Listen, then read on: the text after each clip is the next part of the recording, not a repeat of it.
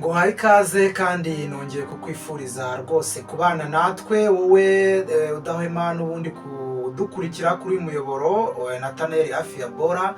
Nkwifurije kugubwa neza aho uhereye hose rwose, amahoro y'Imana abane nawe.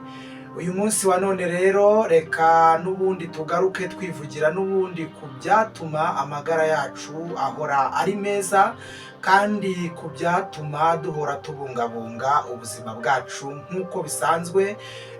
Iyi channel tuyinyuzaho ibiganiro, ubwo ndagira ngo nkumenyeshe wowe ari ugitangira kubona iyi channel tuyinyuzaho ibiganiro bidufasha kumenya uburyo twakwita ku magara yacu dukoresheje ibiribwa turya, kubera ko abavuzi ba kera cyangwa se abasogokuruza mu buvuzi bagiye bavuga yuko mu by'ukuri kurya ibiryo twagakwiye kuba tubirya kugira ngo bitugirire umumaro tubeho, aho kugira ngo tubirye kugira ngo twishimishe. Ni na byiza rero ko ibiryo bitubera umuti aho kugira ngo ibiryo tubirye kugira ngo biryohere akanwa. Mu by'ukuri iyi channel yaje kugira ngo tujye turya ibiryo tunazi ngo ese ibi biryo turiye mu by'ukuri birafasha iki umubiri wacu. Ese ibyatsi noneho tubona ibyatsi rwose Imana yaremye ibyatsi irangije, buriya no muri Bibiliya banavuga ko buriya mu mateka banavuga ko mbere y'uko Imana irema umuntu ku isi yari yaramaze kuhashyira ibimera.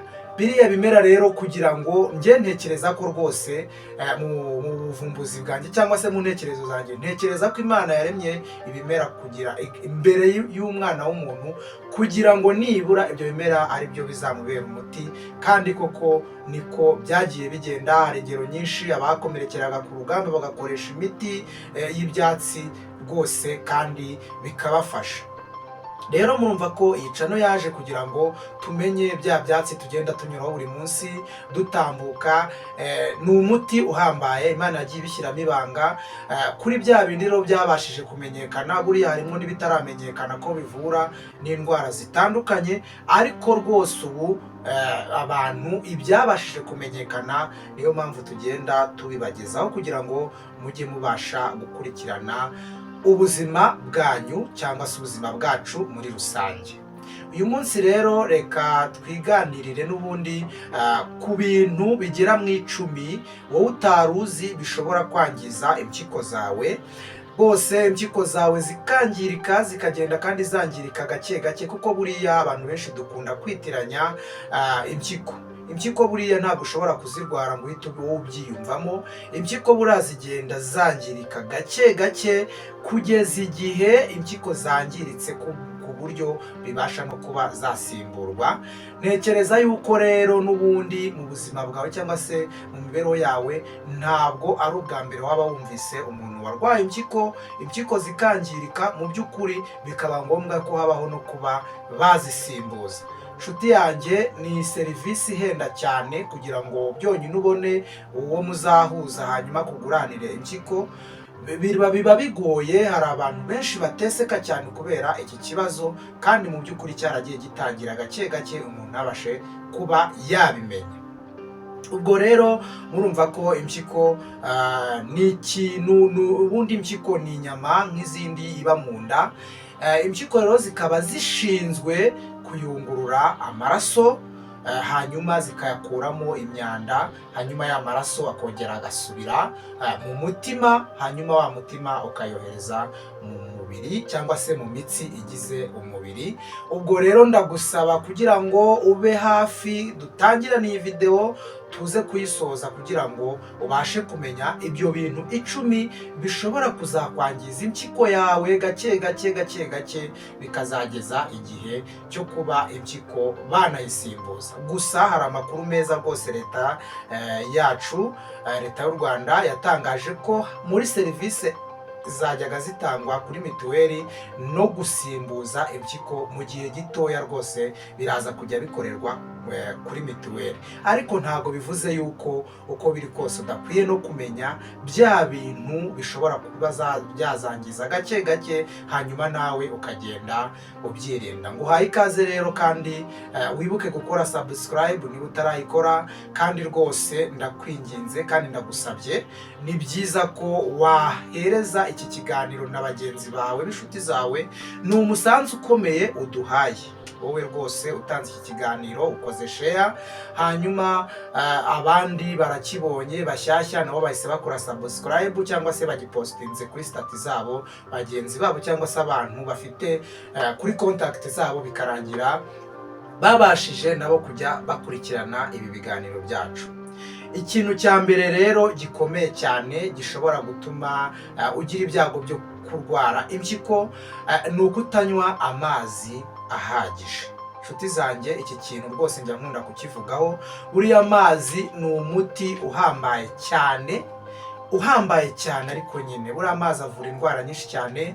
Ubwo rero iyo utanyweye amazi ahagije habaho kuba za mpyiko zitari bubashe kubona amazi, kuko impyiko zikenera amazi kugira ngo zibashe gukora neza, bikarangira mu maraso y'umuntu habayemo uburozi bwinshi cyane, hanyuma impyiko zikananirwa kuba zayungurura bwa burozi ngo bushiremo mu maraso, hanyuma ugasanga umuntu amaraso atembera mu mitsi yose yuzuyemo ubwo burozi, ugasanga umuntu atangiye kugubwa nabi, n'impyiko rero ni nabwo zihita zitangira kwangirika.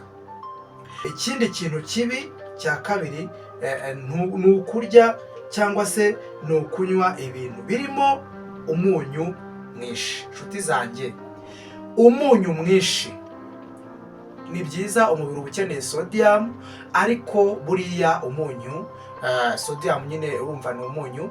Rero iyo umunyu wabaye mwinshi, ubundi umuntu yagakwiye kuba nibura ku munsi atarenza garama 5 z'umunyu mu ifunguro afata.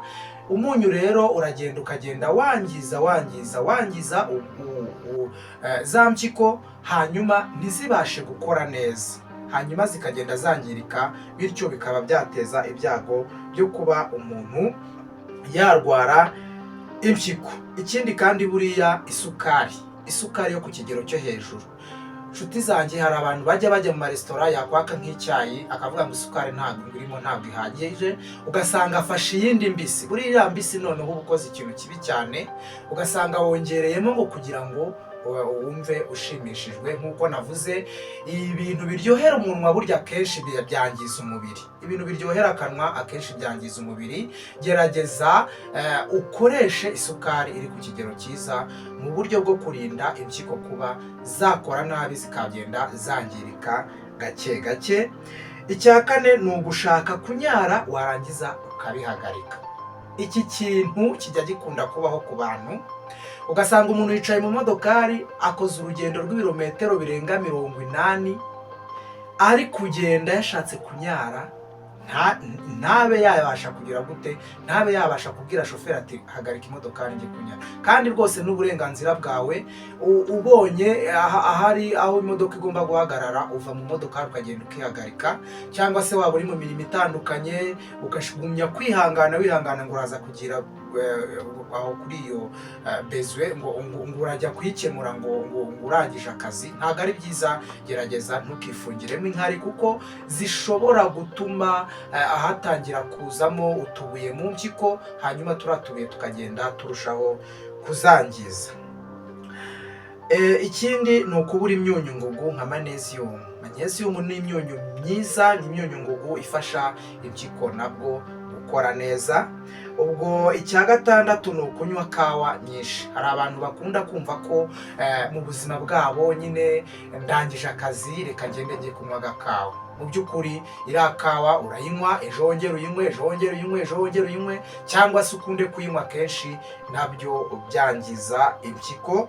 Ikindi ni abantu bakoresha imiti igabanya ububabare, za ibuprofene, iriya miti yose igabanya uburibwe. Iriya miti hari abantu rwose cyane nk'ababyeyi cyangwa se abakobwa bakunda kujya mu mihango bakaribwa cyane, bakunda kwifashisha turiya tunini ngo tubagabanyirize uburibwe. Urabikoresha ukabikoresha, ariko uko iminsi igenda yicuma ni nako bigenda byangiza impyiko zikagenda zirushaho kwangirika. icya karindwi ni ukunywa inzoga nyinshi. Inshuti zanjye, agacupa, abantu bose bakunda kunywa inzoga, kandi koko bino n'imibare iragaragaza ko abanyarwanda dukomeje kunywa inzoga nyinshi, ariko ni byiza kuba unywa inzoga ziri mu kigero cyiza. Ntukanywe inzoga kugira ngo usinde. Umubiri ndabyemera ukenera ako ka alcohol, ariko ako ka alcohol kaze nibura karinganiye. Ntabwo wemerewe rwose kunywa inzoga nyinshi, kubera yuko ziri mu bintu bikomeye cyane byangiza impyiko. Ikindi ubwo twavuga nk'icya munani ni ukurya inyama zitukura.